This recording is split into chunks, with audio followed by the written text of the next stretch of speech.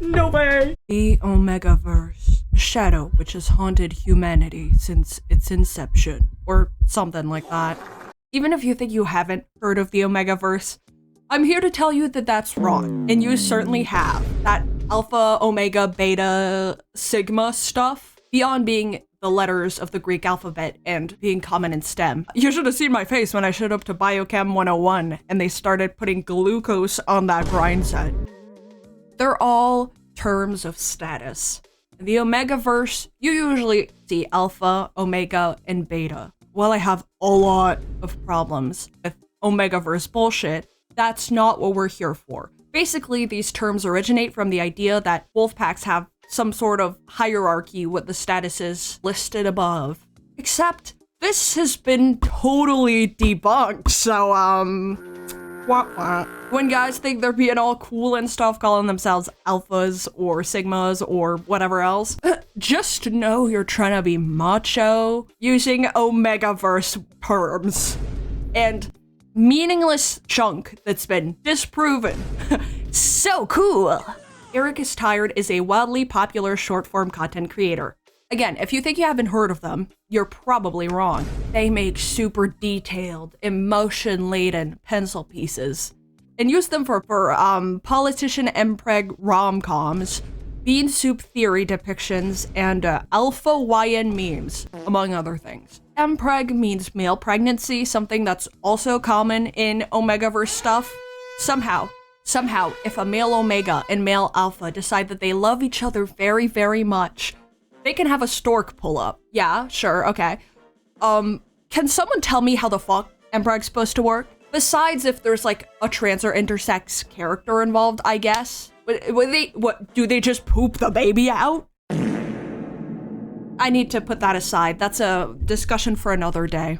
Erykistired recently released a webcomic, a comedy combining Omegaverse and YN CEO. In fact, if you've seen those recent YN and Alpha CEO memes, they come from this thing. I read every chapter available, and let me tell you, this comic's as crazy as you'd expect. In this world, there are alphas, betas, and omegas. Alphas. They are the smartest and strongest of them all. Alphas are born to be leaders, and they hold immense power in the world. They can release pheromones and impregnate omegas regardless of gender. Betas, unlike alphas and omegas, they don't release pheromones or can be affected by them.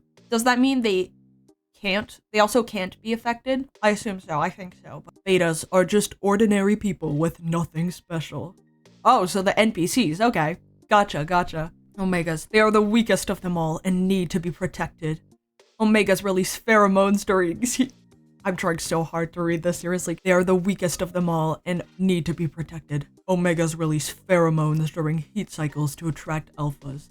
And they can become pregnant by alphas regardless of gender. Are we feeling the finger or nah? Or nah? Yeah, we're feeling the finger. Fuck it. Finger taunt. Oh, that sounded bad. My name is Penelope. I am an Omega. Other than that, I'm just a university student trying to survive in this big city. Today, I found out my alpha boyfriend is cheating on me. Who is that? You told me you were on a business trip. I think we should break up. I mean, look at yourself. What alpha would like a broke Omega who won't even try to look more appealing? No makeup, malnourished, and what even are those clothes you're wearing? The bones are non-existent. Holy crap. Oh my god. But, as some say, when one door closes, the universe will open another one. That cheating liar doesn't know what he just lost. How about you accompany me this evening to repay the favor of saving your life? Smack, I can't! Archer! Oh my god. Mind you, I read this. It was a couple of months ago, but I did read this. This is my second time seeing this, and it still gets me. I think that fact speaks for itself. This is Archer Wolf, the richest person in the world, my cheating boyfriend's boss. And he wants to be my alpha? The lack of lips is astonishing. I love it. This is literally this guy. Archer Wolf? Yeah, that's literally him. I love it. I love how flat it is. It's perfect. It's perfect. How much are you getting paid to draw this? Not enough. Also, who are you? Ah! Did I get isekai'd? Dismas. I don't know. AKA the story's main antagonist. You can tell because he's got, like, sci-fi fucking gogglers. Nice to finally meet you, author. What is this? Please let me go! Wait. What? Why is your hair green? Let me guess. You also have pronouns? This is a black and white comic. Where are you seeing green? I swear to God that is green. That looks like a grayscale. I can't see the colors. Whatever. I almost forgot why I asked the overseer to bring you here. You are our creator, so I need you to rewrite the story. Also, these are some horrendous character designs. My fans will kill you if you ever say that about my characters again. Wow, we can't even just enjoy hot plus-size women. No fucking way. And height differences. Let's leak his address online. Wait, I did not. I didn't notice that. I have friends that look like Penelope. It's just a woman with big boobs. Plot armor on. I don't think my shoulders are that wide. You know what's bad when it's gotta load halfway through the panel? The story starts with YN, or this world's YN equivalent, Penelope. Penelope's just a regular college girl in a regular Omegaverse world. Although she may appear like the ultimate distillation of contemporary beauty standards from our world, she's actually average, if not ugly, in hers. This ugliness is what leads her alpha boyfriend, Luke, to break up with her. She catches him cheating, and instead of trying to convince her to stay, he's like, nah, sucks to suck, see ya. But yeah, we're getting ahead of ourselves, okay? That's just a sneak peek into the future. Today is the 1-year anniversary of the peace agreement between the Star Sky Empire and the Kingdom of Solace. The war between the two nations lasted a decade. In the peace treaty, the Kingdom of Solace has agreed to halt mining of Compound N, as well as surrendering 80% of its territories. Relevant nations the author is too lazy to make up names for. You know, at least we've got honesty here. Say what you will, but I must respect that. The contested territories are unofficially named Chaos after its ruler, the disgraced former Starsky Duke, Dismas Chaos. Chaos currently possesses one of the most powerful militaries on the planet. Neither Starsky nor Solace want to risk a full-scale war with it. Oh my god, everyone, look over there! Is that Lieutenant Wolf? I can't believe we are looking at an enigma in real life. In this world, there are alphas, betas, and omegas, okay? Makes sense. However, above everyone else, there are enigmas, okay? New lore? Can use their pheromones as a weapon to control everyone, even alphas. Enigmas are rare. No more than 20 have existed at the same time. Oh, so they're like my nut. I gotta stop. I can't be making these jokes. Did you know that his big brother, Archer Wolf, might be an enigma too? Wolf's technology CO? I wouldn't be surprised. I saw him in the building yesterday, and I swear he looked at me. Girl, go look in the mirror. Comically large. Those lashes are diabolical. Lash? I mean, considering there's one on each, I don't know whether plural is correct or not. Penelope, parentheses, Omega. Luke, I'm finally gonna mark you when I'm back from the trip. Please wear something nice. I can't wait! How is the trip going? You didn't answer my calls yesterday. Busy. Penelope! Here's your next week's pay in advance. We normally can't do this, but considering your family situation, I'm making an exception. How yummy, lime in your coffee. Interesting. Ashley, parentheses beta, store manager. Thank you so much, Ashley! Hold up. I need you to do me a favor in return. Someone from the Wolf Building ordered 20 cups of coffee, and I am not dealing with all that, so you deliver them. You know what? She's got more strength than you would believe from her core. She does not seem to have a strong core, but apparently she's able to drink 20 cups of coffee, so. I like how we just go from this art-wise to this. I love when artists will draw bad purposefully for comedic. I didn't even notice the real thumb slapped on there. Meanwhile, Compound N processing site, southern border of the Starsky Empire. Code red! Code red! We are under attack. All personnel evacuate immediately. All personnel evacuate immediately. Wait, this guy is an enigma. Stephen Wolf, Enigma Alpha. Damn, okay, leave some for the rest of us, dog. Why you got 2 titles? You're so cooked. Bro just plowed him down. He straight up just ran through him, I guess. Take me to Dismas. Okay. The rendered version is crazy. The fucking subsurface scattering on his face. And now for a quick ad break. Commercial break. AndreaTape.com. Alpha Sphere Seminar, Mondays, 7 p.m. We're an Alpha Omega should listen to you. Amazing. Back to our regularly scheduled programming. The Wolf Tower. Thank you so much for coming all this way. If you could, can you drop them off in the executive conference room on the right? I will give you extra tips on behalf of my boss. Alistair Star Estrella. Omega. Yeah, we could tell. We could tell. Okay, we can fucking tell. That Omega's so pretty. If I looked as beautiful, will he finally mark me? Just why won't my Alpha mark me? Wow, that build is astronomical. Oh no, no, no. World trivia. Notorious serial killer Andrea Tate pardoned by the king. There is no justice if you are an Omega. You can get away with anything if you are an Alpha. Well, good thing Alphas and Omegas don't exist in real life. This could never happen. Never. After King James pardoned Andrea Tate, her estranged Omega son pushed past the Omega Protection Act. The activist was later found dead in his apartment with 3 gunshot wounds on the back of his head. It's ever ruled as death a suicide? Ain't no way, brother. Splash. I like how we constantly have to be reminded, you know? I mean, to be fair, there are so many comics that do this, you could forget. And your brain would be like, oh, well, this is normal titty size for a comic character. He looks like a Diary of a Wimpy Kid character.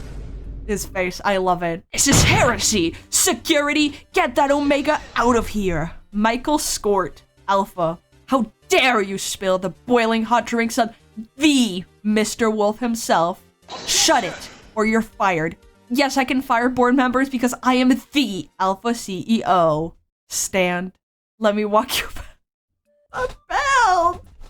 Badum. I've never seen Mr. Wolf so gentle with an Omega before. Yeah, who is that? And now, a word from our sponsors. If you want some more epic stuff videos, remember to hit that subscribe button. Hi, I'm your favorite Omega host, Tess. Today we will talk about the problematic behaviors perpetuated by Andrea Tape's Omega son, Liam Tape. So we all know that Liam Tape is the son of the notorious serial killer and alpha-misogynist Andrea Tate. That woman endangered and killed Omegas. I find it oh so interesting that he chooses to stand up against his mother only after she was arrested. This makes his activism for Omega rights perpetually disingenuous. And look at this picture from his speech to Congress about Omega Protection Bill. What he is wearing here is called a neck cover, aka choker. It is a perpetually historically question.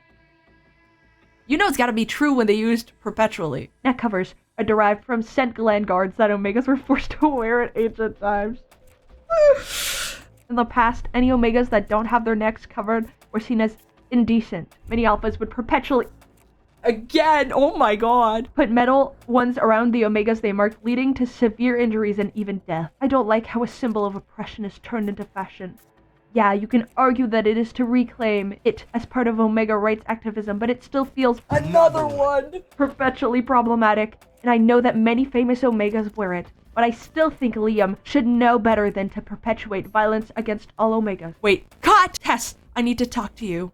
By the way, thanks for using the word perpetuate. It makes you seem really smart. Wait, neck jewelries are bad? Am I gonna get fired? But I just saw the news that Liam Tape was assassinated. That means we shouldn't call out Liam on his problematicness. Can we just cover Andrea Tape? I mean, she's the one who murdered the people, not Liam. And Treya being a worse person doesn't erase the fact that Liam is problematic. Okay, I'm going to be real with you, Tess. I don't think Liam is all that problematic. The guy wanted to help a cause. This is definitely not worth us stalking him and making a 40-page Google Doc over. Sure, we will get a few million views on YouTube, but at this point it feels disrespectful to the dead. Well, consider yourself fired and canceled on Tilter.com. Back to our regularly scheduled programming. I'm really sorry about this, and thank you so much. My pleasure, little Omega. The coffee shop is across, right? Her scent. It's like honey. I haven't smelt that scent since that day. Flashback. Fire! Everybody get out! Is this another coordinated attack? Wait, there's someone trapped in there! Archer thought he saw an angel that day, and Omega, much weaker than him, pulled him from the rubble. He doesn't remember what the Omega looked like or sounded like, but he does remember through all the smoke and ashes, the sweet honey scent. I like the announcement. End of flashback. She might be the one I was looking for. Well, no, that couldn't possibly be the case. Look at that build. Bro's actually got, like, ribs. Besides studying, Penelope works at a cafe. It's hinted that her financial situation isn't great and that she absolutely needs this job. But her heart isn't in her work today, and all she can think about is Luke. He said he'd mark her when he returned, but has now been MIA for days. Her thoughts are interrupted when her manager, Ashley, gives her her paycheck. She's then sent to deliver a large order to the nearby Wolf Technologies, where she accidentally spills everything on the Alpha CEO himself, Archer Wolf. Everyone expects him to lose it, but he's actually very forgiving and walks her back to the cafe. Archer reminisces at her fragrance, a familiar honey, and they part ways. The episode after that doesn't continue the story. Instead, it addresses the issues with plagiarism the author has faced. If you'd like to learn more, I made a whole video on the thing, but long story short, a lot of people are tracing and or copying Eric's art to participate in trends. Now that we've gone over the plot, armor on. Anyways, now that we know the plot, armor on, let's discuss. I usually avoid reading Canvas comics I hear about since, you know, unlike webtoon originals, they're just a person pursuing their passion, which I think is admirable regardless of the results. And I'm not trying to bash someone just doing what they love, especially if it's not hurting anyone, but I knew I'd enjoy this one. That said, I definitely enjoyed it. I recommend you read it for yourselves too, since I avoided including certain fun parts. Editing Uncle here, I just wanted to add something. Erykistired posts episodes in advance on Patreon, and a portion of those profits are donated. So yeah, if you do like the comic and you have the means to, that's also a great opportunity. You know, you get comic, charities get money.